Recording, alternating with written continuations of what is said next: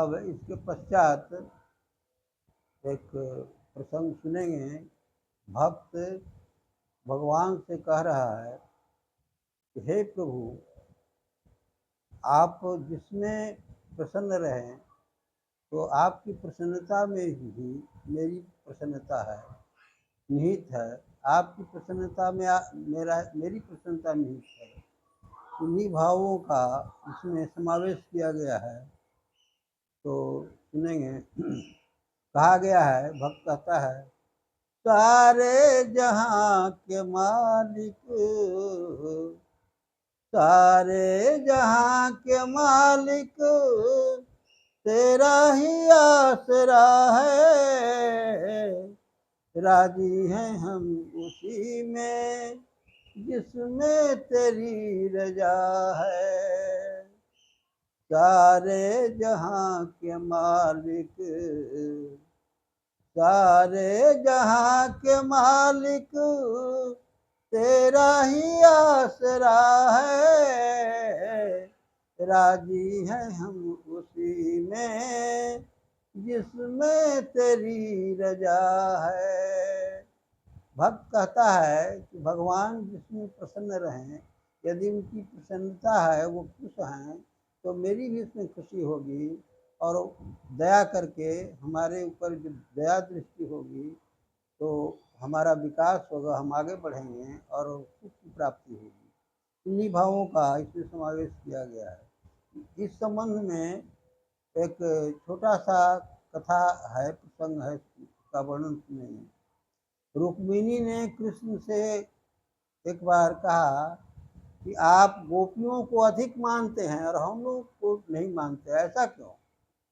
भगवान ने कहा कि हर काम के पीछे कारण रहता है, तुम इसकी परीक्षा ले लो। तो कुछ दिनों के पश्चात भगवान कृष्ण को अपने को बीमार काट देते। काटने का मतलब यह है कि बीमारी वास्तव में है नहीं और रोगी की स्थिति को बना लेना, इसे काटना कहते हैं।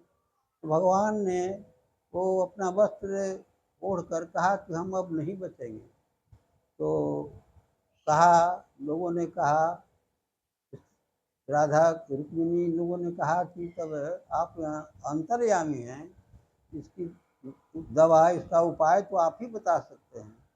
भगवान कृष्ण ने कहा कि इसका उपाय यही है कि कोई भक्त हमें चरण धूल दे दे और उस चरण धूल को तेल की भांति समूचे संपूर्ण शरीर में रगड़ेंगे तो हमारी बीमारी दूर हो जाएगी।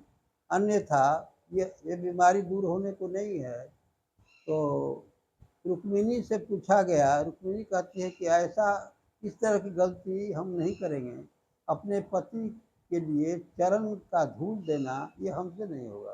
राधा से पूछा गया, राधा भी कहते कि ये काम हमसे नहीं होगा।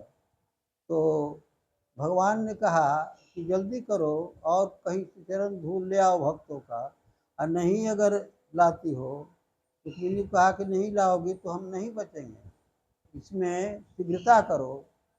तो भगवान ने कहा कि अच्छा ठीक है, कोई नहीं दे रहा चरण धूल, तो जाओ ब्रज की गोपियों से जरा पूछ लो। तो गोपियों को जब पता चलता है तो लगता है कि जैसे सभी गोपियों को फोन हो गया और सभी गोपियां एकत्रित होकर के कहती हैं कि जैसे भगवान की बीमारी जैसे भी ठीक हो जाए, जितना चरण धूल हम लोगों का है ले जाओ।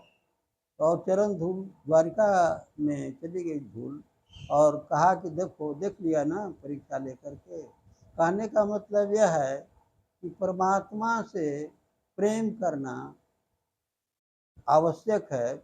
जब तक उस अक्षय ब्रह्म से प्रेम नहीं होगा तब तक सुख शांति मिलने को नहीं है। और इसके संबंध में एक और छोटी सी कथा है कि कृष्ण ने 12 बजे बंसी बजाई और सभी गोपियां दौड़ करके चली गई अपने 12 बजे रात्रि को। वैसे समय में जो अपने अपने काम में, कुछ गोपियां बच्चे को दूध पिला रही थी, कुछ गोपियां खाना खा रही थी, माने अपने परिवार के सभी कार्यों को छोड़कर कृष्ण के पास चली गई।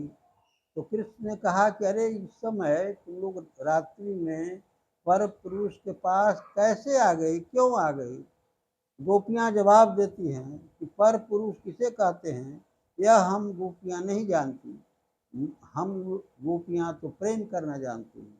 तो कहने का तात्पर्य है कि परमात्मा से यदि प्रेम हो जाएगा, भक्ति हो जाएगी, अपूर्ण भक्ति हो जाएगी, तो परमात्मा द्रवित होकर हमारे सुख शांति के लिए सारी व्यवस्था वो करेगा। इतना ही कहकर मैं अपनी वाणी को विराम देता हूँ। श्रोताओं को नमस्कार।